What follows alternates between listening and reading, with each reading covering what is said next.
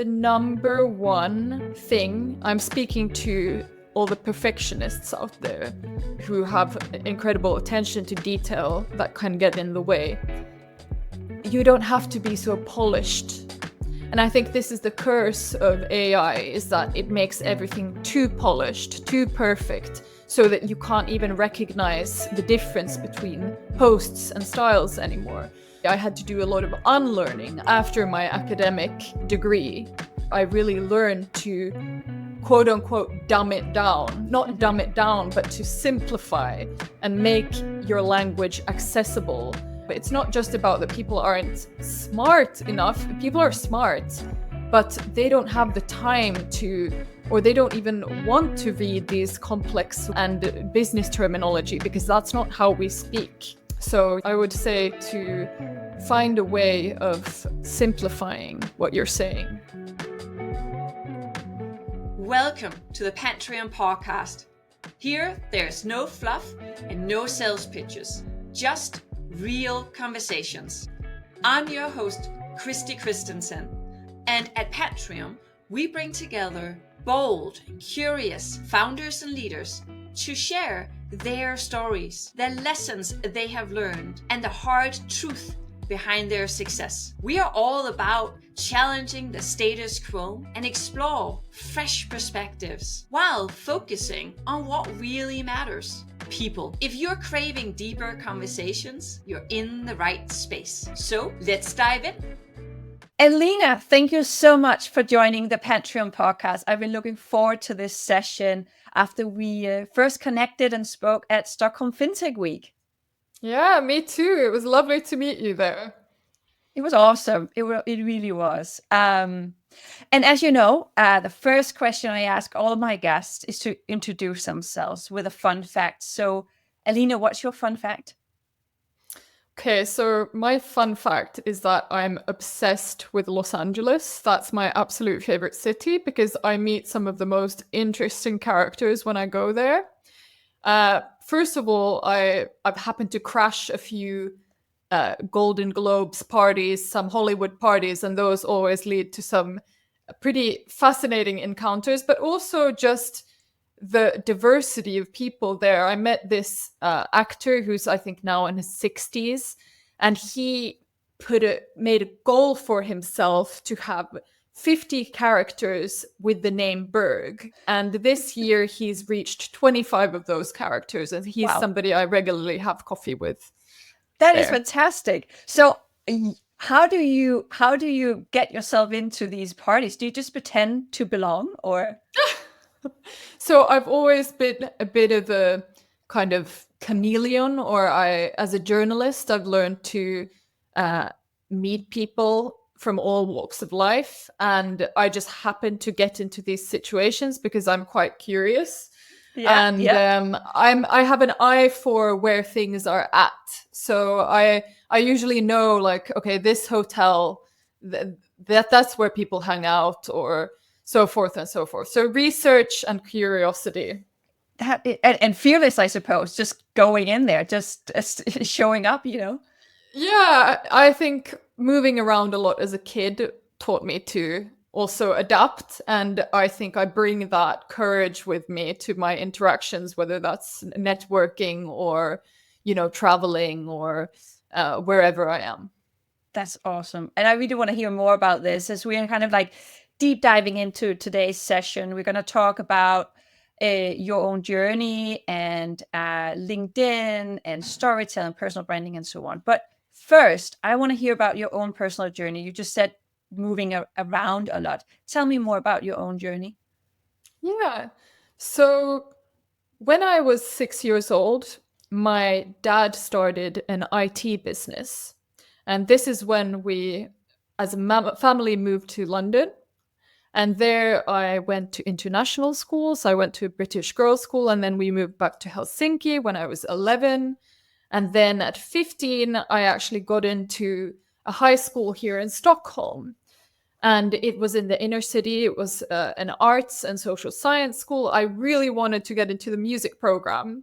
So I did apply, but I ended up getting into the social science program, which was also very good. And we had English teachers, but that's where I again got to kind of immerse myself in a new culture as a native Swedish speaker, but in the Swedish culture and not the Finnish. So after university, I was kind of drawn back to London. So I went there to study English literature because writing and language has also always been a key strength of mine. And after university, I had spent so much time analyzing texts and sitting deep in my thoughts, in the library for several hours. So I actually really wanted to develop a different side to me, which is my music again. So I went out and I gigged and wrote about over 30 songs. And I realized at the time that I can even develop a new skill, which is not just about expressing, but it's about listening. So then I embarked on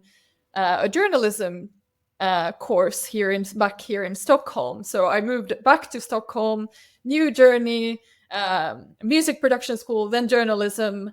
And I think just switching from these different environments and different disciplines also has taught me to be very creative and versatile in my thinking. And I don't really have maybe these silos or boundaries that other people's have. But basically, then I got into freelance journalism, which led me to LinkedIn, and the rest is history. So I just as before we kind of went on air per se, we talked about cultural differences, and as you're saying here, moving around, living different places. How do you see that have also molded you in who you are today, and navigating cultures? Yeah, I think that's a very interesting question. I think when I was younger, I struggled a lot with finding my identity. Like, who am I? Where do I belong? With which people do I belong? And it felt quite hard to fit in because I felt like I was always, leaving one place and going into a new place and making new friends. But today I've kind of settled here in Stockholm and really made it into a home. And I think finding that stability and at the same time traveling and being able to have this as my base has helped me to find a firm foundation while still having that longing for adventure. And I think today,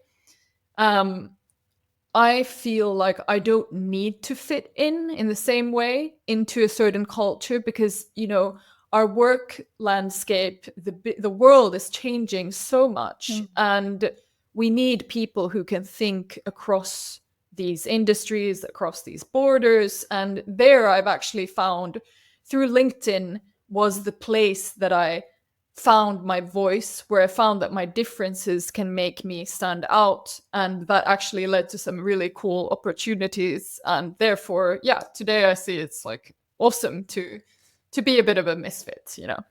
I like that, and I that's also why I started Pantrium, because I want to kind of give the voice to those who think differently and challenge others' perspective and challenge the way that we view the world, or the way that we work. And I think, you were mentioning before as well how you are agnostic across different fields and disciplines. And when you speak about LinkedIn, for example, tell me a little bit more about what you do there. So the first thing that I did when I discovered kind of the power of the platform was I basically just learned from other thought leaders. I spent a lot of time following interesting people, connecting with them, and learning business. I mean, I was a freelance writer. I had no direct sort of business skills other than my experience from my family of entrepreneurship and entrepreneurial people and artists. So LinkedIn for me is a learning platform, has been a learning platform for different perspectives, different points of view. I'm marketing tricks, storytelling tools. I learned how to write for LinkedIn on LinkedIn. I didn't learn how to write for LinkedIn in journalism school or in my English literature degree. Yes, I brought those experiences there, but it's a very specific platform where you need to learn the lingo in order to then possibly break them. So that was kind of the start.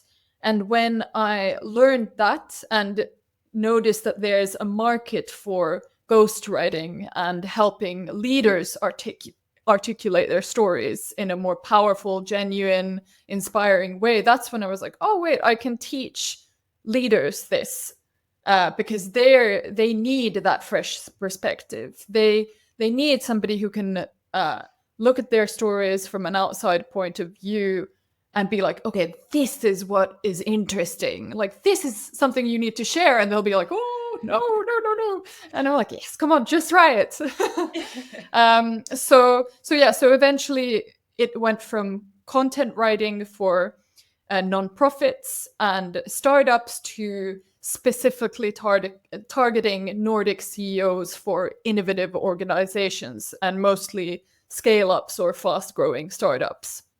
And so we work together with LinkedIn as the core platform, their personal profile, and I combine targeted networking. I help them like reach out to new prospective clients and people to widen their network in their specific niche and industry.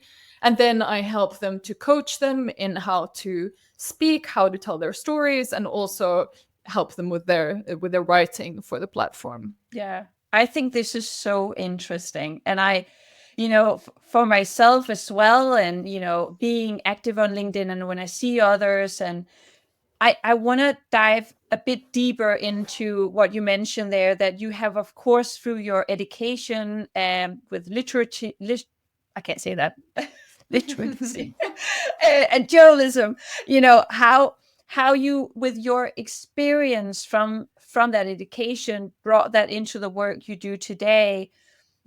Can you share a little bit more about pieces of advice you would give to others when they go about writing a post or an article on LinkedIn? I think the number one thing, I'm speaking to all the perfectionists out there and who have incredible attention to detail that can get in the way. You don't have to be so polished. And I think this is the curse of AI, is that it makes everything too polished, too perfect, so that you can't even recognize the difference between posts and styles anymore. So if there's something I've learned, is that actually I had to do a lot of unlearning after my academic degree. And the best place for me was to work for Aftonbladet Söndag. I did my internship there, and then I did some freelance writing for them. And there I really learned to, quote unquote, dumb it down. Not dumb it down, but to simplify and make your language accessible. And that's the thing, people don't have it. It's not just about that people aren't smart enough. People are smart, but they don't have the time to, or they don't even want to read these complex words and business terminology, because that's not how we speak. So yes, I would say to find a way of simplifying what you're saying. Yeah. And now you mentioned that the perfectionists out there that, want everything to look perfect. I know you've been talking about another persona, if we could call it that, another type of person or CEO that you support. So instead of putting words in your mouth, like what are the two types you often encounter? Yes, so I work with leaders in both Sweden and Finland, and I've noticed, and it can vary a lot, but I've noticed two types, which is you have the reluctant CEO who's has a very strong reputation in the business world, but not such a strong online presence yet. And then you have the other type of leader who's more the artistic type of leader who's has a lot of ideas, the visionary leader who always has something to say and always is very encouraging with their team.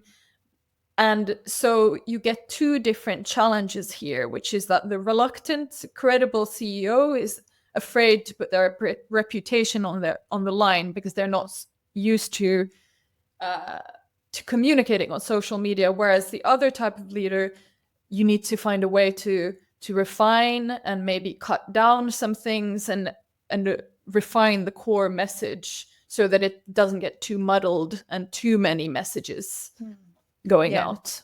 Yeah.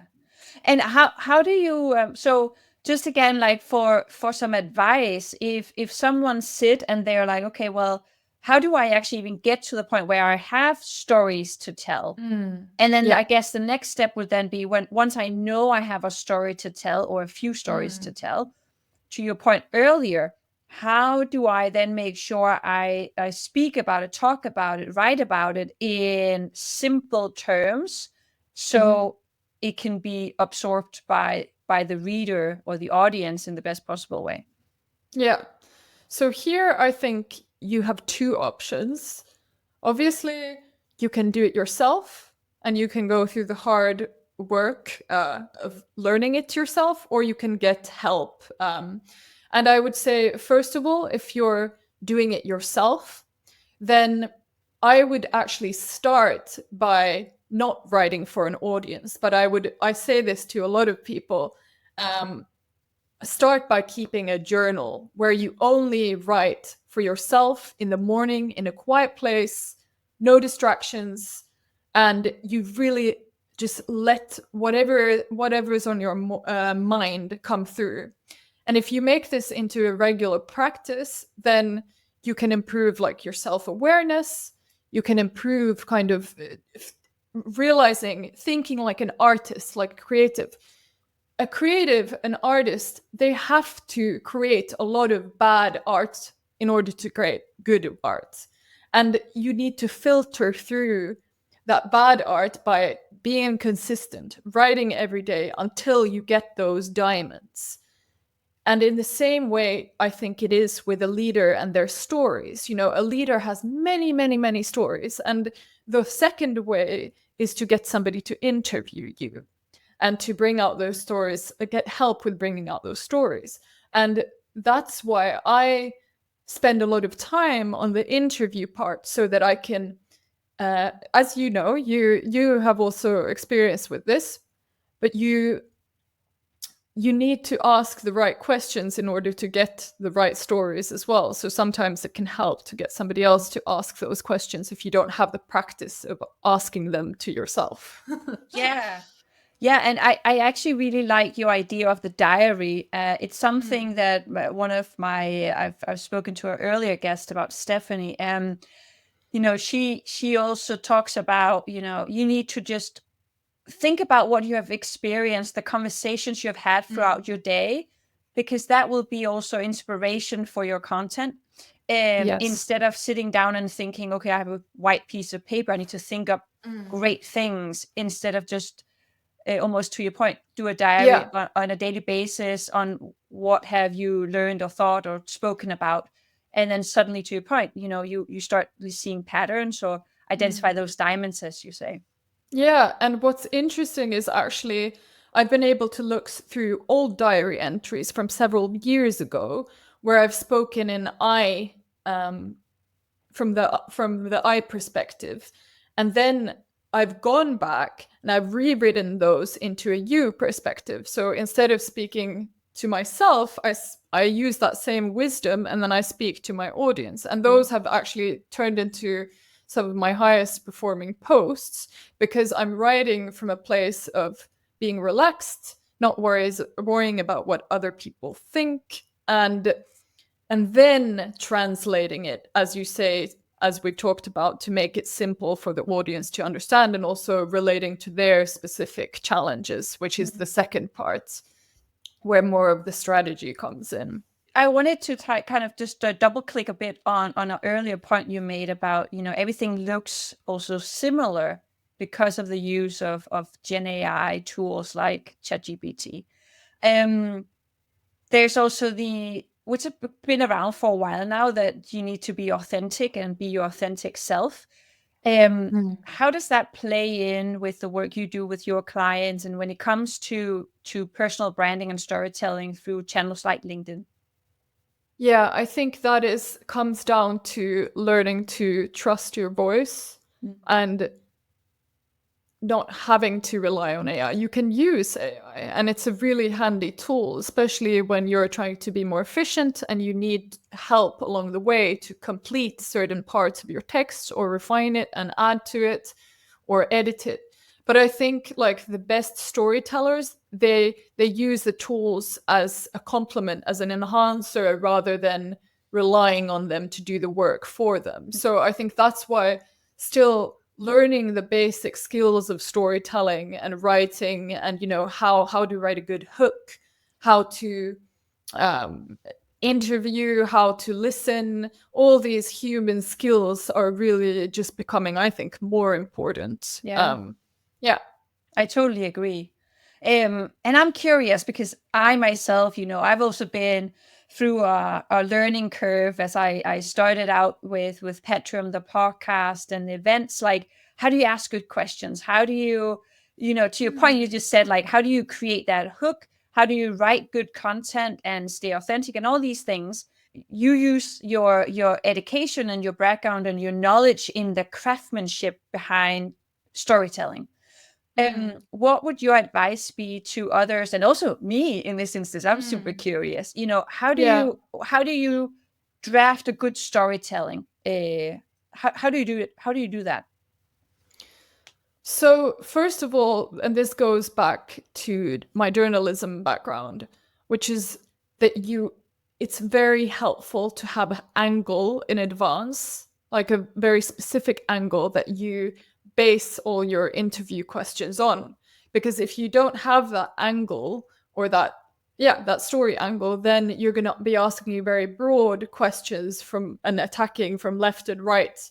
But when you have the angle, you can be very specific, and the red thread of the story will be much more clear. And then I think when it comes to how to ask interesting or good questions, I think we often overcomplicate our questions. I sometimes tend to do that when I'm, writing on my computer and I'm in my intellect. And I think it comes down to connecting more with the emotions and bringing out the emotion in the other person. So you can ask very intellectual questions, and you can basically, ChatGPT can do all of that. You can get the rational, factual answers, but you can't get the experience again. So going back to, how did this make you feel? Who are you then? Who are you now? What happened in between? What was the turning point in your story? And going back to the hero's journey, which we talked a little bit about at FinTech Week, but you get so fascinated by people who have gone through a journey, and that's what telling a good story is all about, is taking people through a journey. So one good practical technique, is to just throw somebody directly into the story. So, for example, on LinkedIn, when the first line captures somebody's attention, because you're like, wait, what is happening here? Where are we? What's going on? And that makes you kind of want to know what's going to happen next. Yeah. So in medias res, you can use all these classic storytelling techniques also on LinkedIn. Yeah. But I think the main thing is this overcoming an obstacle and showing how you overcame the obstacle and what happened to you, how you changed. Yeah. You just added in and introduced the hero of the story. Just put some words on that for those who are not familiar with that phrase or that approach. So the term comes from Joseph Campbell, who's a writer and investigates the power of myth. And he basically has mapped out that most stories, if you look at the Lord of the Rings or Harry Potter, they always have a certain structure where you have the hero in the story, and then you have the villain, and then you have like the obstacle, and which is possibly the villain or an inner challenge, and then you get to the resolution at the end. So that's something to look up separately. But yeah, so that is what a hero's journey is in storytelling. Yeah. And I wanted to hear, as we are kind of moving towards the end of our debate, I wanted to hear about what would you encourage others that are leaning towards being more active or just want to do better on their activities on LinkedIn. What would you encourage them to think about, or tips and tricks for them to lean into? Yeah, I think the foundation before you start, networking on LinkedIn, I think it's really important to have a strong profile with good photos. I think photos are so important. This coming from a daughter of a photographer. I've been followed with a camera my whole life.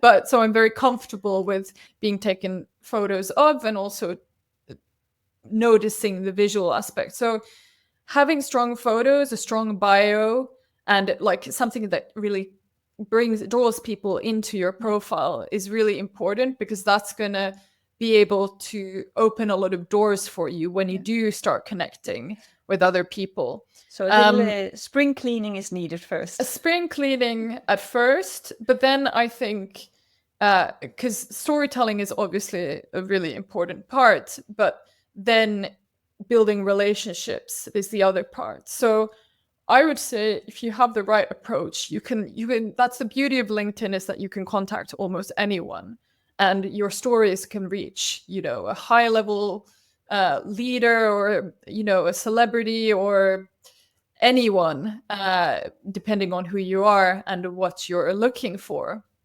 But I think having the bravery and the courage to just reach out to people, and to also ask for feedback on your texts and on your stories is really helpful as well when you're doing it and writing and sharing. And what, as we're kind of looking towards the next, let's say, 3 to 5 years, what would you love to see happening in the market, the industry of storytelling, and the use of media for personal branding? So I think that in thought leadership and in communications, I already love seeing the breaking down of kind of barriers, these hierarchical barriers. So, person who's unemployed looking for a job can go viral, and a CEO might not go viral because they relate to people differently. So I would like to see more of these barriers being broken down and more unexpected voices emerging. I would love to see that. And then also, I think what we'll see is this human touch, this human differentiator becoming even more important. So knowing your style, having the self-awareness and self-irony and humor in your texts, and being able to show more of your personality. This doesn't mean you have to be like share all your traumas or your deepest, darkest secrets. It's more about just adding these details that other people are afraid to. So I would say that, and then that is the big challenge, is being vulnerable and confident at the same time. Yeah.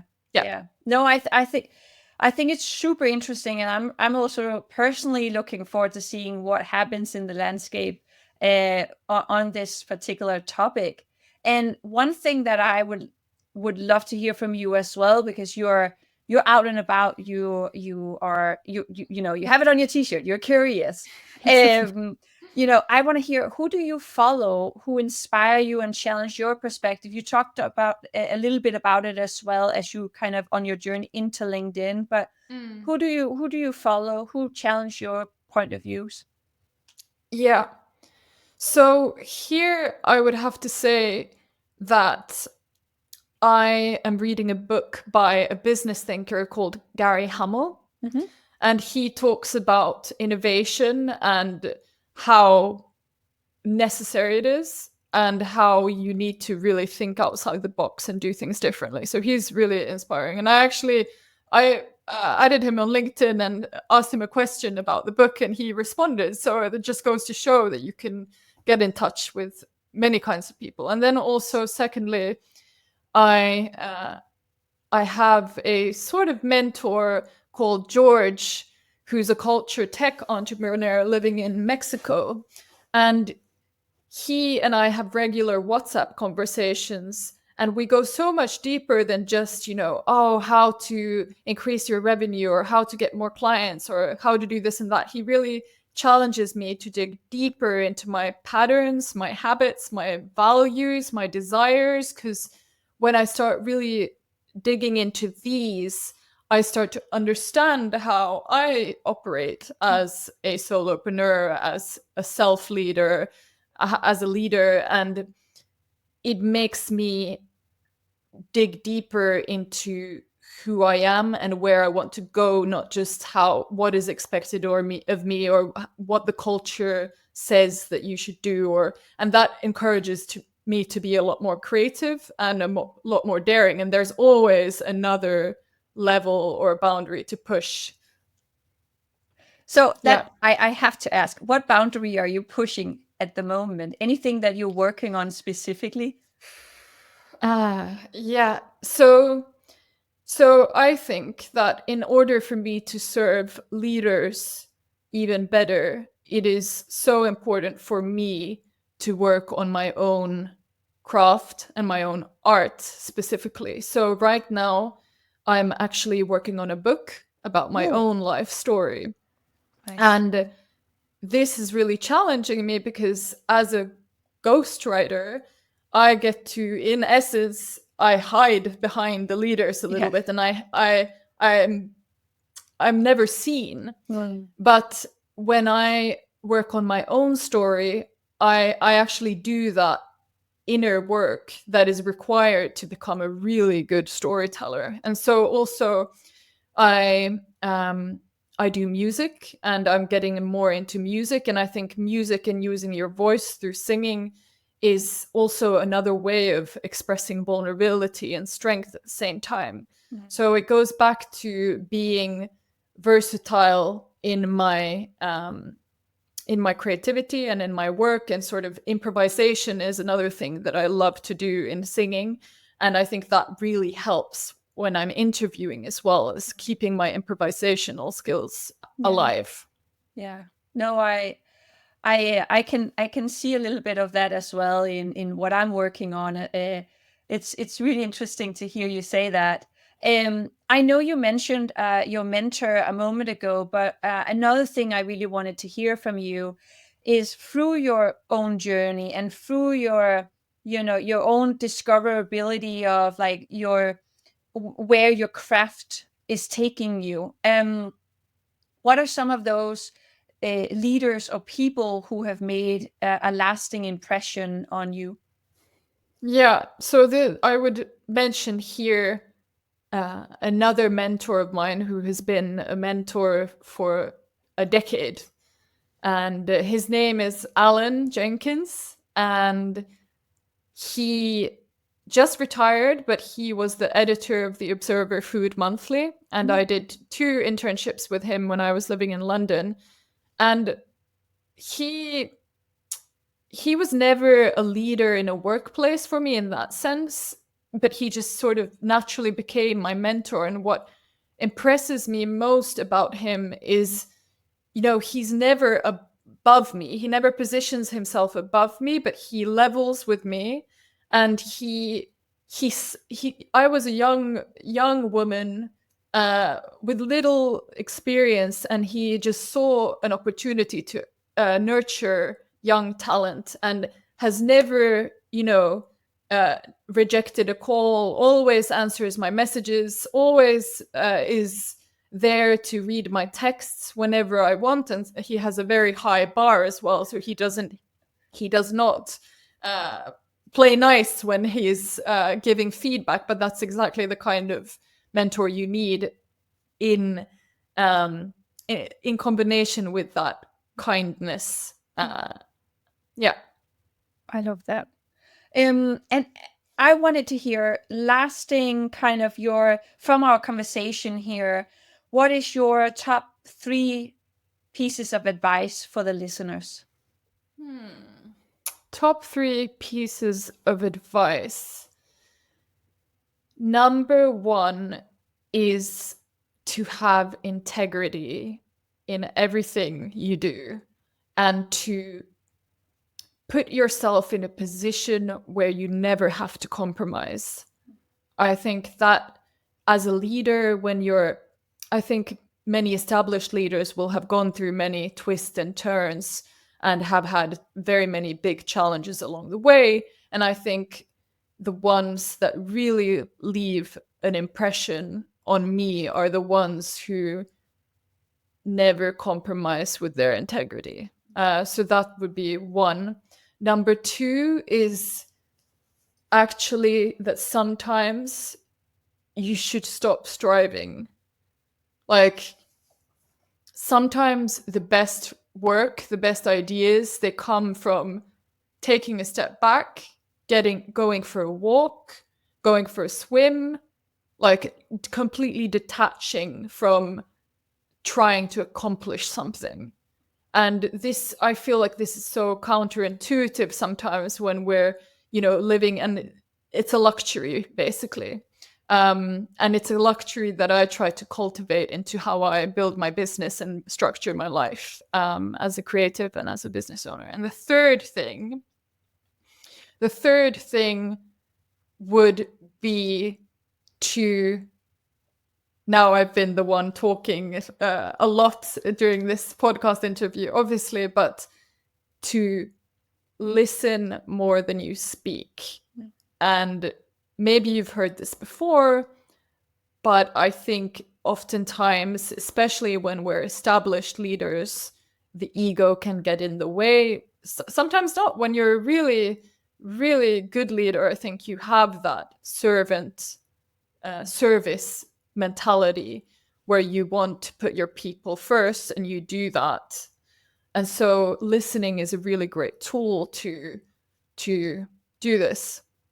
And you also learn a lot about other people, and you get to know a lot of secrets as well, which can be quite fun.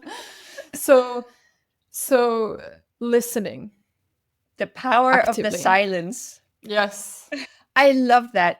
Alina, we could continue for hours. We've been around some really, really interesting and important topics. Listen to yourself, stay authentic. How do you write good pieces of content? And then I just enjoyed listening to your experiences, your own career and where you are today, and ghostwriting for leaders in the Nordics. Super, super exciting. Alina, I would just thank you a million times. I really appreciate it. Thank you so much, Christy. It has been an absolute pleasure. If this episode gave you something to think about, I'll be really grateful if you could share this with your LinkedIn network. And to make sure you don't miss out on any new episodes, simply follow Pantrium wherever you are listening or watching. And just a note, the opinions and views shared by our guests are entirely their own and don't necessarily represent the businesses they work for. We really hope you enjoyed this episode. Until next time, bye for now.